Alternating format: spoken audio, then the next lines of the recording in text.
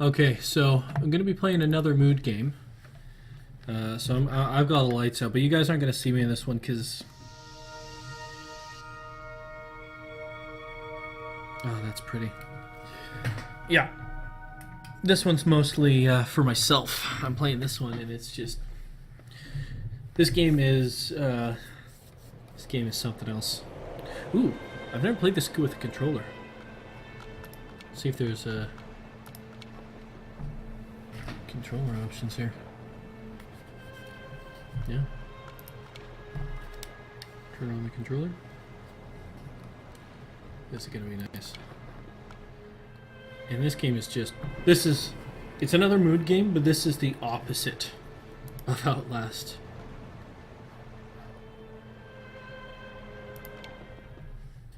Oh man, this is gonna be nice. Dear Esther, I have lost track of how long I have been here, and how many visits I have made overall. Certainly the landmarks are now so familiar to me that I have to remind myself to actually see the forms and shapes in front of me. I could stumble blind across these rocks, the edges of these precipices, without fear of missing my step and plummeting down to sea. Besides, I have always considered that if one is to fall, it is critical to keep one's eyes firmly open.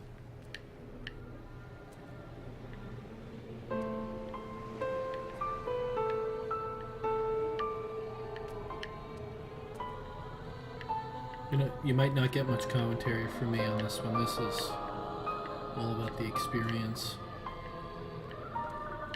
It's just freaking beautiful.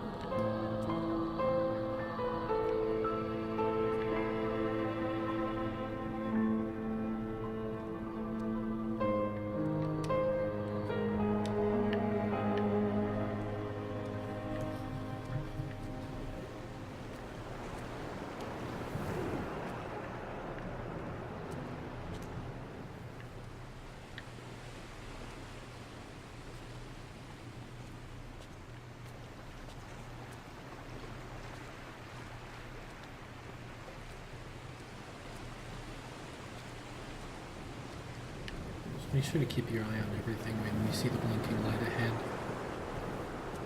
It's the tower. Yeah, this is a good one to do when no one's really watching because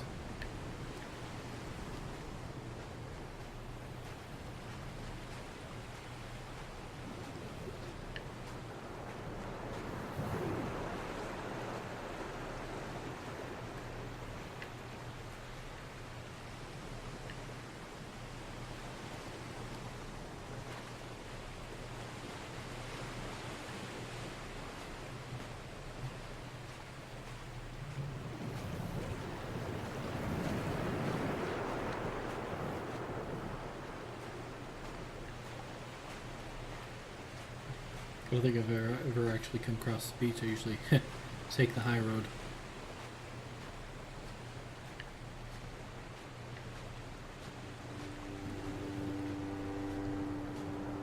Those islands in the distance, I am sure, are nothing more than relics of another time, sleeping giants, somnambulist gods laid down for a final dreaming. I wash the sand from my lips and grip my wrist ever more tightly. My shaking arms will not support my fading diaries.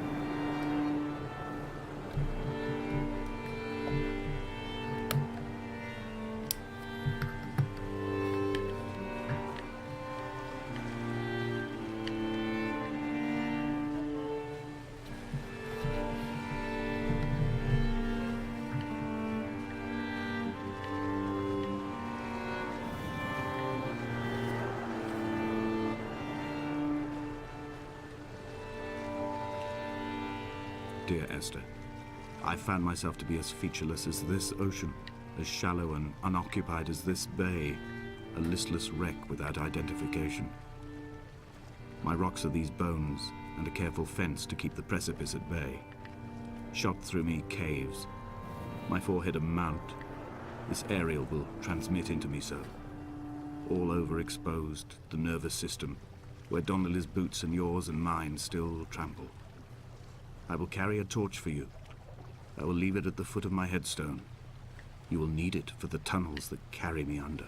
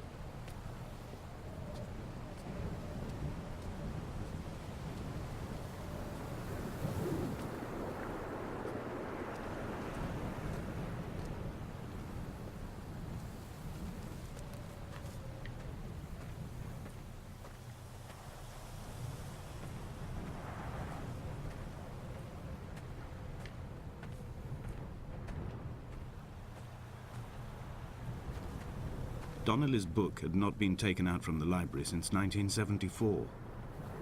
I decided it would never be missed as I slipped it under my coat and avoided the librarian's gaze on the way out.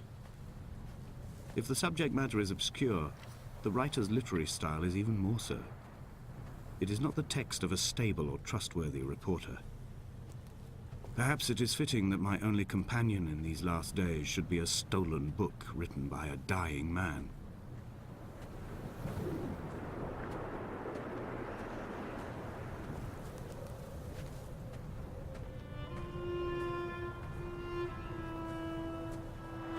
When someone had died or was dying, or was so ill they gave up what little hope they could sacrifice, they cut parallel lines into the cliff, exposing the white chalk beneath. You could see them from the mainland or the fishing boats, and know to send aid or impose a cordon of protection, and wait a generation until whatever pestilence stalked the cliff paths died along with its hosts. My lines are just for this: to keep any would-be rescuers at bay. The infection is not simply of the flesh.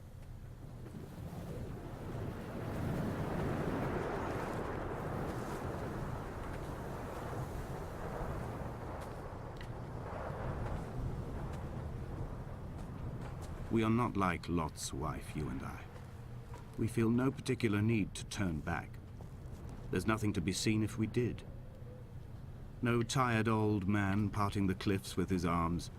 No gifts or Bibles laid out on the sand for the taking. No tides turning or the shrieking gulls overhead. The bones of the hermit are no longer laid out for the taking. I have stolen them away to the guts of this island, where the passages all run to black, and where we can light each other's faces by their strange luminescence.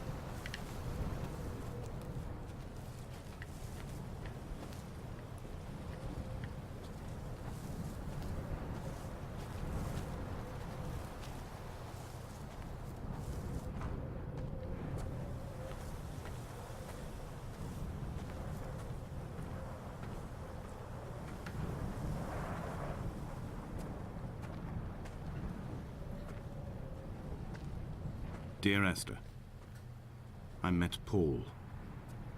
I made my own little pilgrimage. My Damascus, a small semi-detached on the outskirts of Wolverhampton. We drank coffee in his kitchen and tried to connect to one another. Although he knew I hadn't come in search of an apology, reason or retribution, he still spiraled in panic, thrown high and lucid by his own dented bonnet. Responsibility had made him old. Like us, he'd already passed beyond any conceivable boundary of life. I threw my arms wide and the cliff opened out before me, making this rough home. I transferred my belongings from the bothy on the mount and tried to live here instead. It was cold at night and the sea lapped at the entrance at high tide. To climb the peak, I must first venture even deeper into the veins of the island, where the signals are blocked altogether. Only then will I understand them, when I stand on the summit and they flow into me, uncorrupted.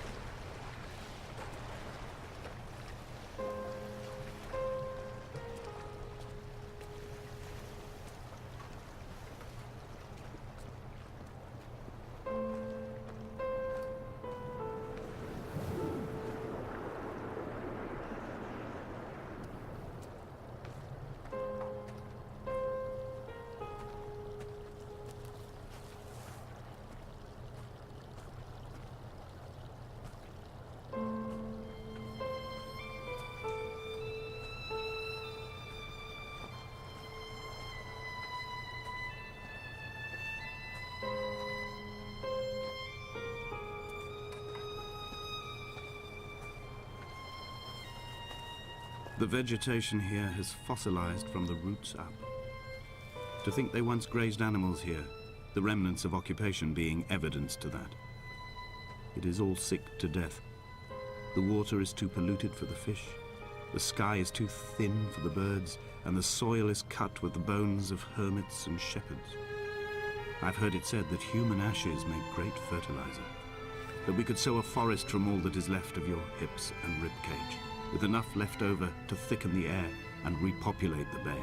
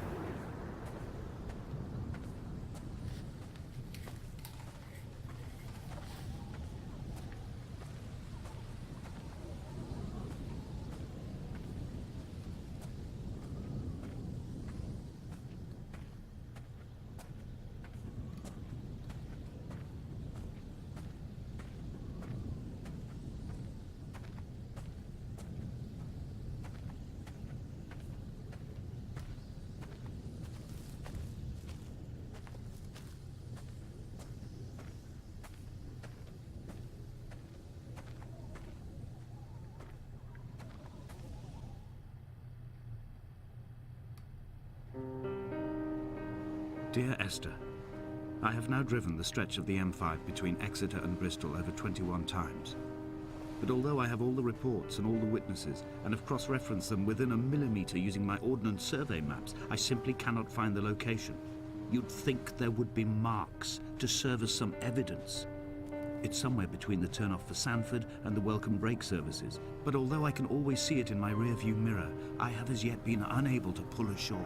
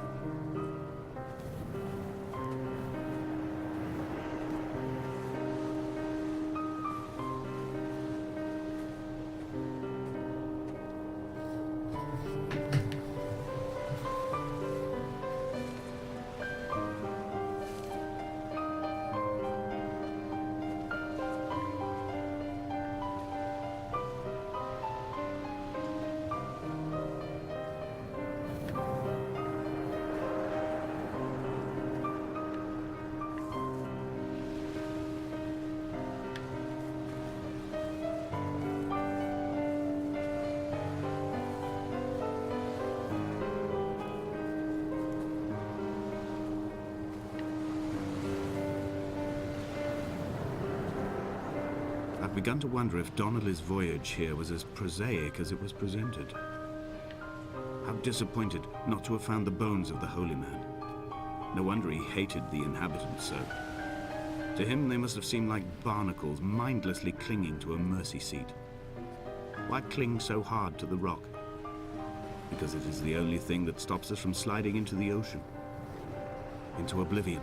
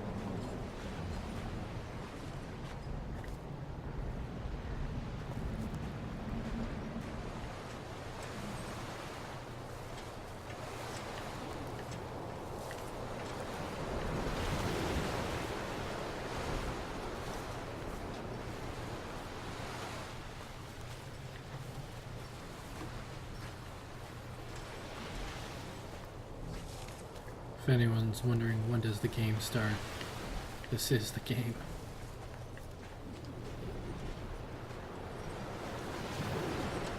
There must be a hole in the bottom of the boat. How else could new hermits have arrived?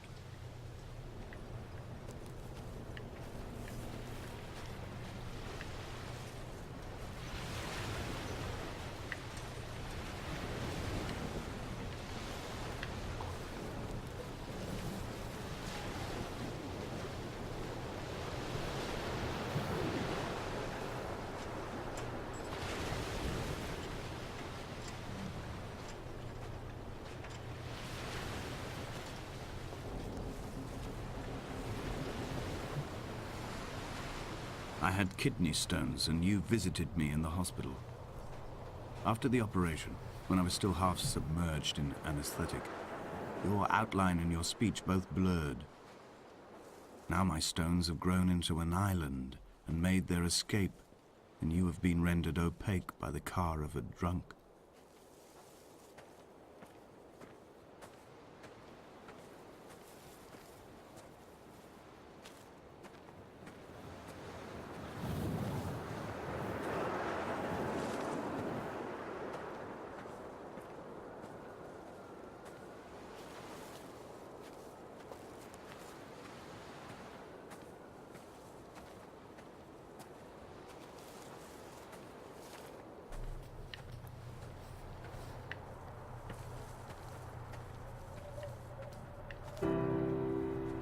I've begun my ascent on the windless slope of the western side.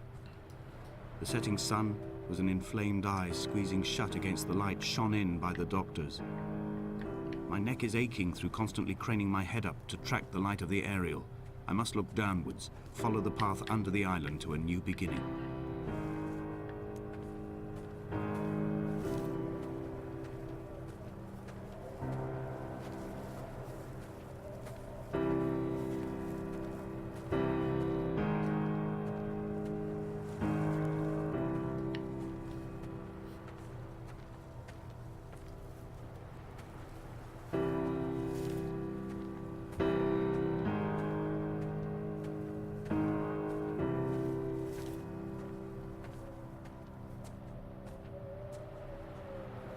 The bothy was constructed originally in the early 1700s. By then, shepherding had formalized into a career. The first habitual shepherd was a man called Jakobsen, from a lineage of migratory Scandinavians. He was not considered a man of breeding by the mainlanders. He came here every summer whilst building the bothy, hoping eventually that becoming a man of property would secure him a wife and a lineage. Donnelly records that it did not work. He caught some disease from his malcontented goats and died 2 years after completing it. There was no one to carve white lines into the cliff for him either.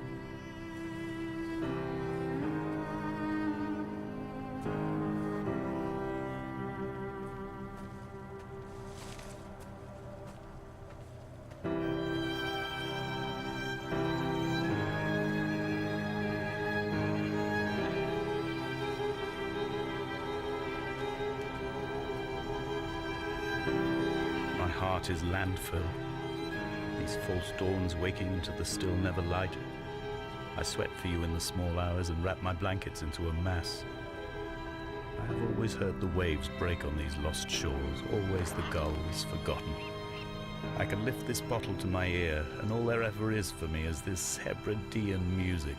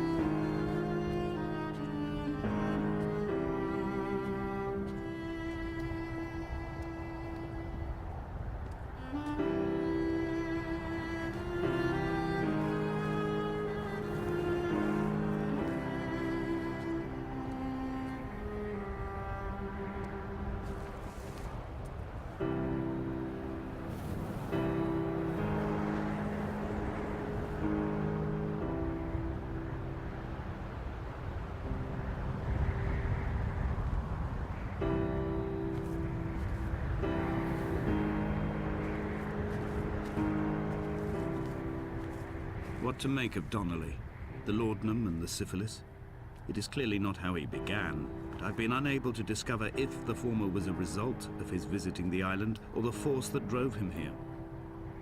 For the syphilis, a drunk driver smashing his insides into a pulp as he stumbled these paths, I can only offer my empathy.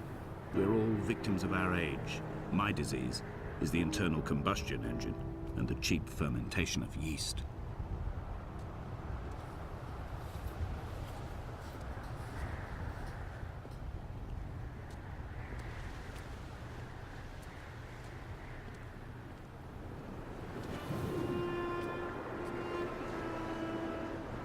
They found Jakobsen in early spring. The thaw had only just come. Even though he'd been dead nearly 7 months, his body had been frozen right down to the nerves and had not even begun to decompose. His fingernails were raw and bitten to the quick. They found the phosphorescent moss that grows in the caves deep under the nails. Whatever he'd been doing under the island when his strength began to fail is lost. He'd struggled halfway up the cliff again, perhaps in a delirium, perhaps trying to reach the bothy's fire, before curling into a stone and expiring.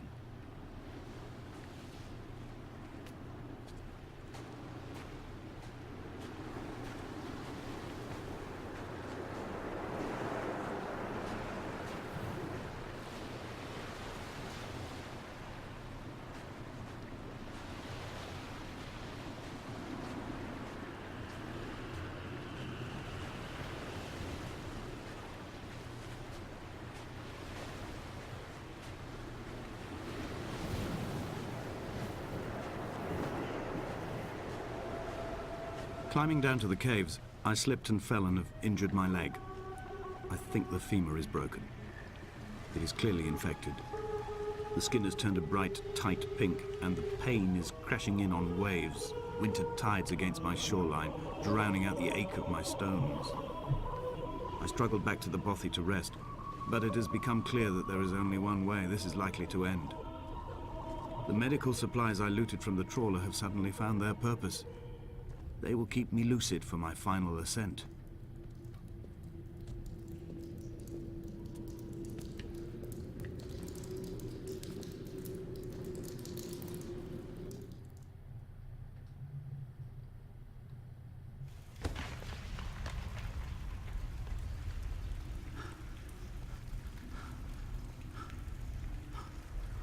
Donnelly did not pass through the caves. From here on in, his guidance, unreliable as it is gone from me. I understand now that it is between the two of us, and whatever correspondence can be drawn from the wet rocks.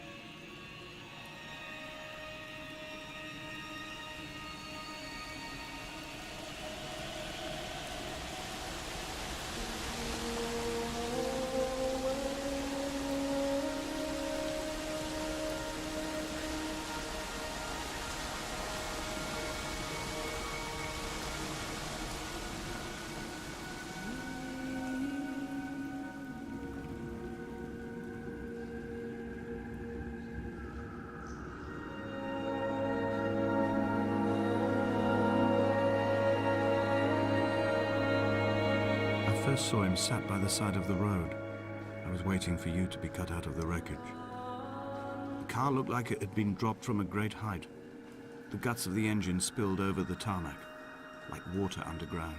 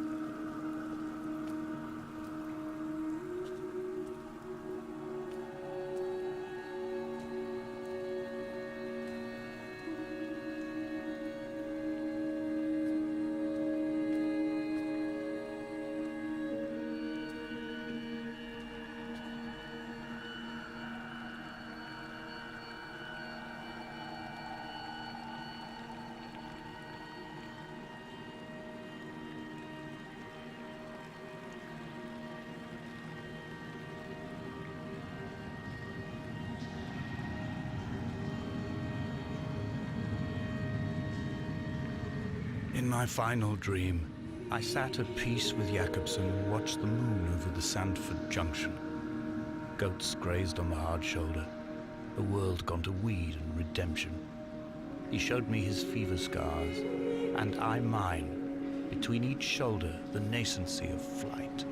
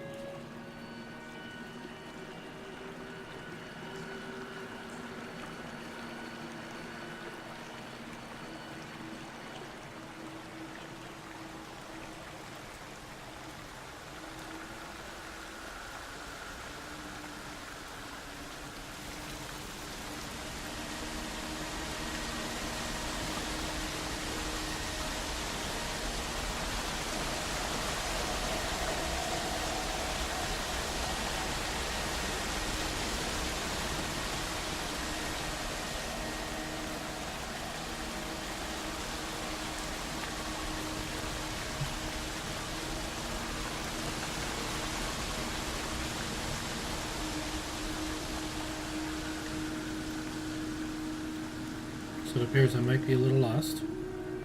That's okay. I will find my way. It's about the journey. Especially with this game.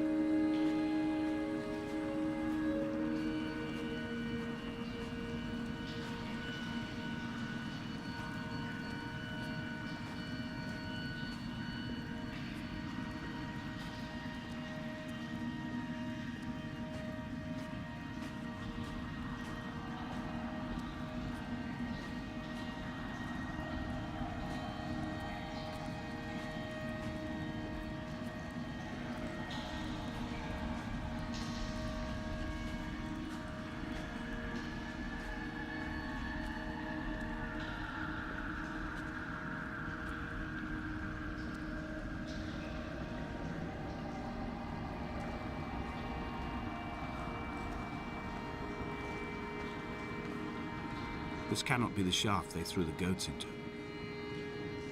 It cannot be the landfill where the parts of your life that would not burn ended up. It cannot be the chimney that delivered you to the skies. It cannot be the place where you rained back down again to fertilize the soil and make small flowers in the rocks.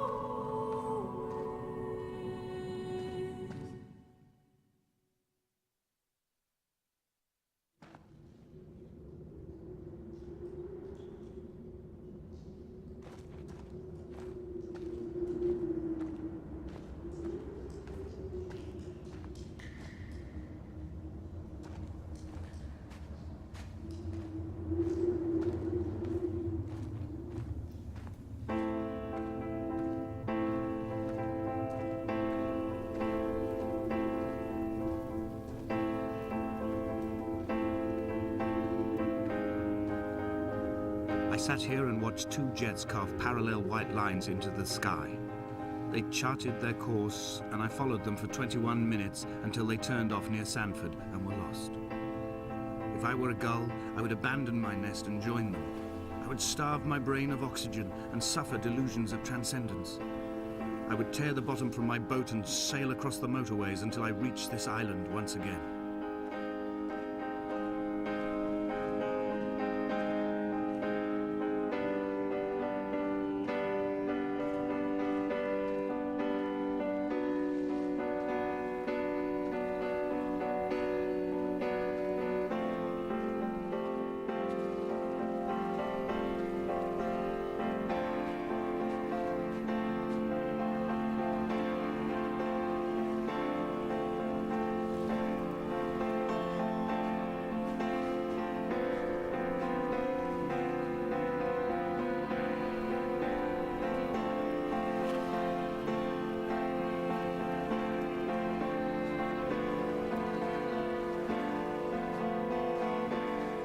We shall begin to assemble our own version of the North Shore. We will scrawl in dead languages and electrical diagrams and hide them away for future theologians to muse and mumble over. We will send a letter to Esther Donnelly and demand her answer. We will mix the paint with ashes and tarmac and the glow from our infections. We will paint a moon over the Sanford Junction and blue lights falling like stars along the hard shoulder.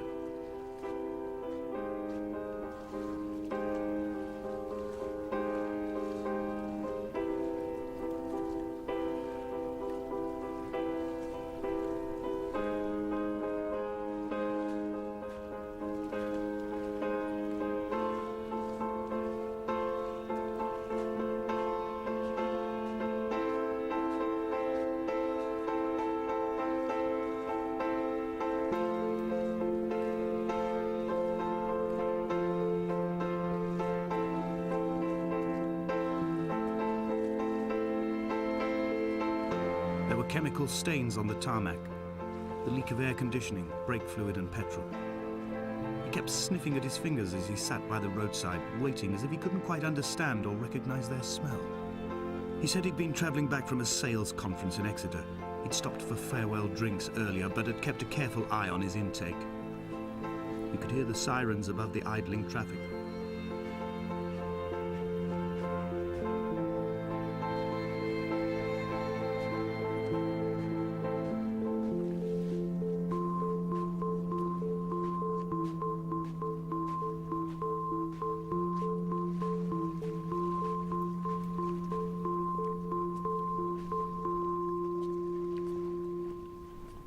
From here, I can see my armada. I collected all the letters I'd ever meant to send to you, if I'd have ever made it to the mainland, but had instead collected at the bottom of my rucksack, and I spread them out along the lost beach. Then I took each and every one, and I folded them into boats. I folded you into the creases, and then, as the sun was setting, I set the fleet to sail. Shattered into 21 pieces, I consigned you to the Atlantic, and I sat here until I'd watched all of you sink.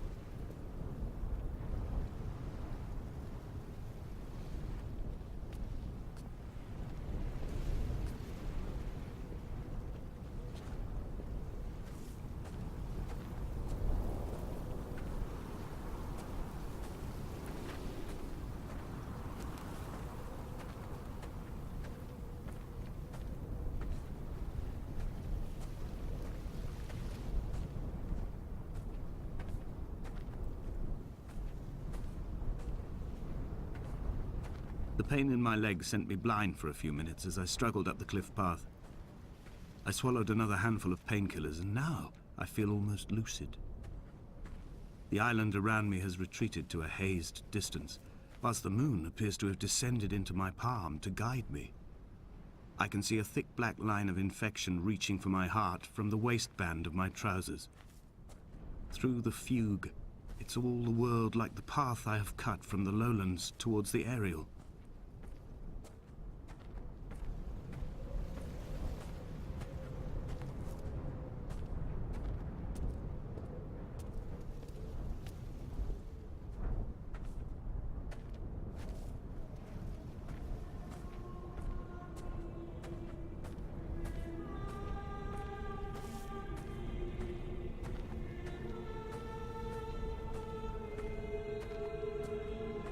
I've begun my voyage in a paper boat without a bottom.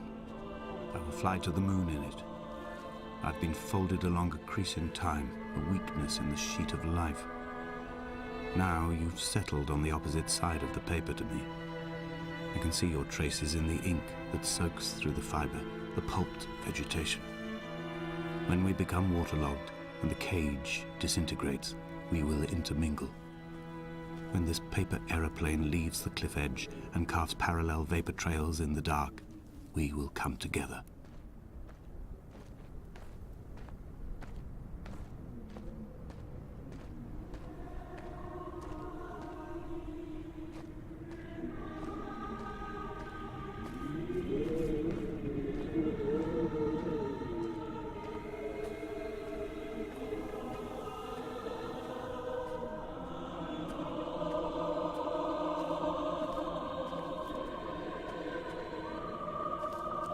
If only Donnelly had experienced this, he would have realized he was his own shoreline, as am I. Just as I am becoming this island, so he became his syphilis, retreating into the burning synapses, the stones, the infection.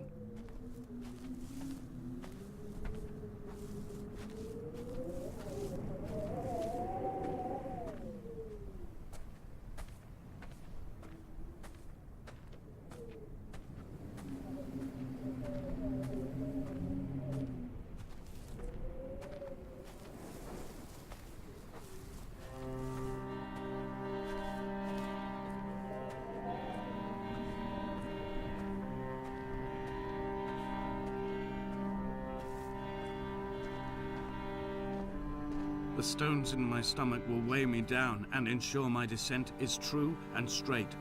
I will break through the fog of these godforsaken pills and achieve clarity.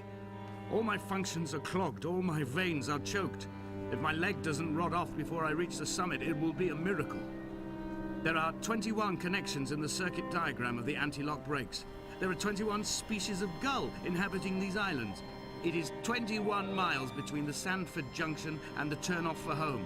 All these things cannot, will not be a coincidence.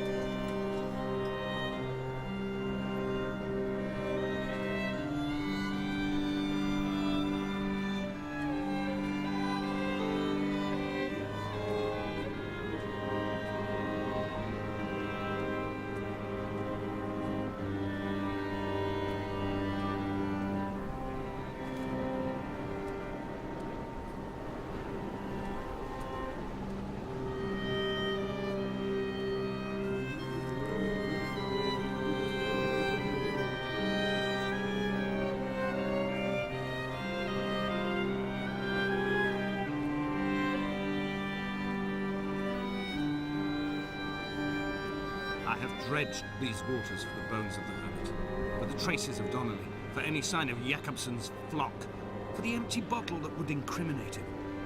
I have scoured this stretch of motorway 21 times, attempting to recreate his trajectory, the point when his heart stopped dead and all he saw was the moon over the Sanford Junction. He was not drunk, Esther. He was not drunk at all, and it was not his fault. It was the converging lines that doomed him. This is not a recorded natural condition. The gulls do not fly so low over the motorway and cause him to swerve. The paint scored away from his car in lines like an infection, making directly for the heart.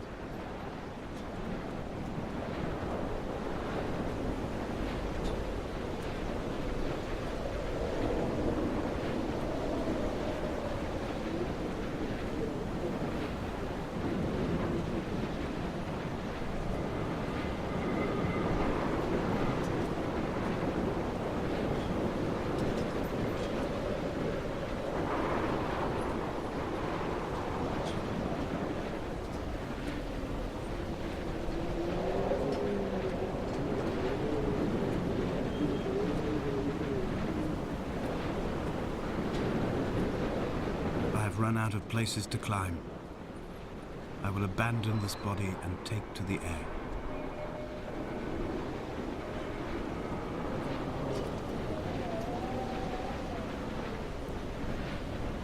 Dear Esther, I have burnt my belongings, my books, this death certificate. Mine will be written all across this island. Who was Jakobsen? Who remembers him? Donnelly has written of him, but who was Donnelly? Who remembers him? I have painted, carved, hewn, scored into this space all that I could draw from him. There will be another to these shores to remember me. I will rise from the ocean like an island without bottom, come together like a stone, become an aerial, a beacon, that they will not forget you. We've always been drawn here.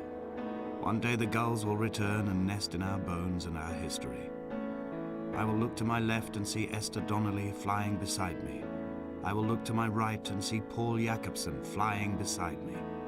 They will leave white lines carved into the air to reach the mainland, where help will be sent.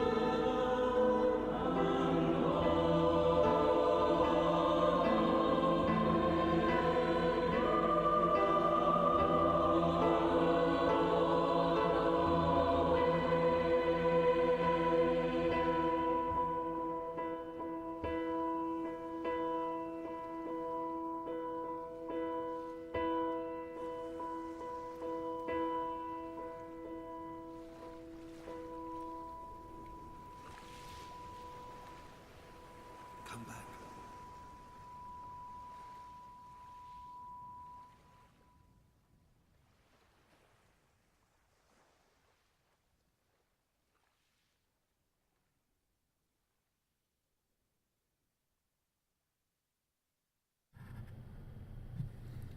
By and far one of my favorite games ever.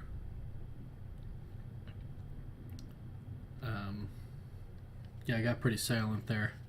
that is just an experience, and I would say go play it. But if you watch that, you don't have to. I mean, you could. It's a bit of a different experience playing it than it is, just because you get to do your own sort of looking around. But man, that just hits me every time, because that is. It's all about the experience and the emotion, the fact that you have no idea what's going on or what the whole story is. You get the idea, but you're kind of always left wanting more. And that's sort of the awesome part. But maybe up next we'll have something a little bit more interactive. I don't think I can go too crazy right after that, so we still might do something a little story-driven. Let's let these... That's like the only game I'm going to beat today. I promise you that. Don't have the attention span for anything else. I'm stuck on this. Yeah. Whew. That is... nuts. I don't think anybody else is on right now, so that works. Man. Whew. Just gonna check the donation-o-meter here while we're waiting for the credits to finish. I would surmise that it hasn't. Yeah, it hasn't changed, but that's fine. It's the day is young, but on the nice thing. My sister's donation got me from that awkward 49. So, yeah. I was thinking right after that I would do same game but different, but do the director's thing, but maybe I'll do that in a bit. I'm still feeling a little overwhelmed from this one. So, I'm just going to quit out. And then I'm going to do a quick pause. And I will be right back.